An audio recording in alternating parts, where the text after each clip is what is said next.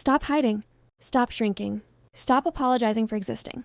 You've convinced yourself that being invisible keeps you safe. That if they don't notice you, they can't judge you. That if you stay quiet, you won't fail. But silence has become your cage. God didn't design you to disappear. He designed you to declare, you were never meant to blend in with the wallpaper of the world. You were meant to carry his image, boldly, beautifully, unashamedly. You keep saying, God, use me.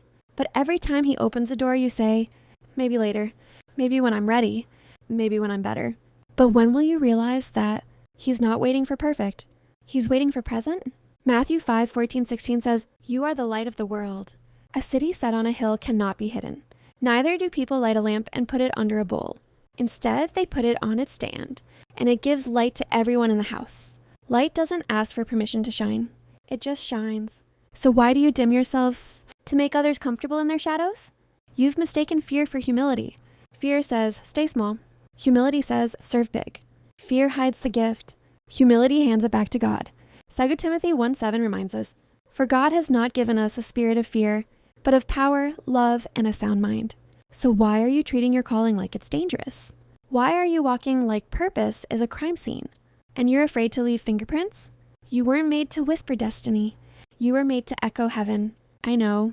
You're scared to be seen, because being seen means being vulnerable. And vulnerability feels like exposure. But visibility and pride are not the same thing. Being visible means being available for God to use you where others can witness his power through you.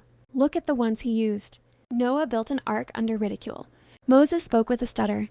Esther walked trembling into a throne room. David danced half-dressed before a nation. None of them looked qualified, but heaven doesn't hire by resume. You say, I'm not ready. But what if readiness is a myth? What if faith is built in motion, not in hiding? When Peter stepped out of the boat, the water didn't turn solid until his feet touched it.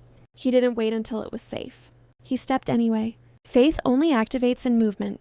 You've convinced yourself people will talk. They will, but that's not your problem.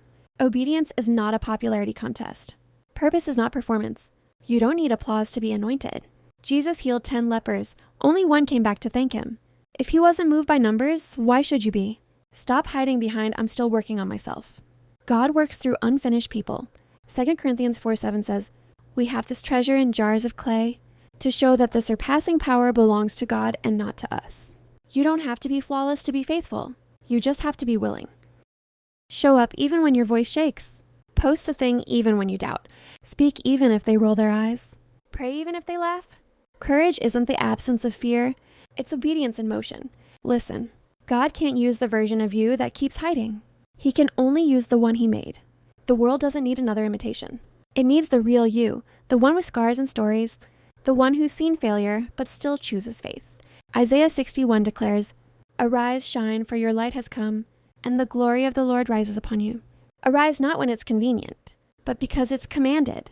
So what if they talk? So what if they misunderstand? They talked about Jesus too. And still he kept walking. You can't follow Christ and stay invisible. The cross was public. So is purpose. You are the proof that God still calls imperfect people. So stand tall, stand seen, stand surrendered. Stop feeling scared to be seen.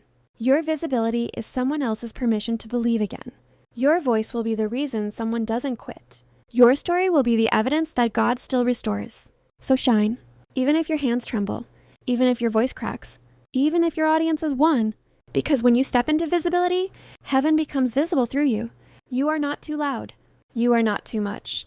You are exactly the right size for the light God placed inside you. So go ahead, be seen, be bold, be the city on the hill.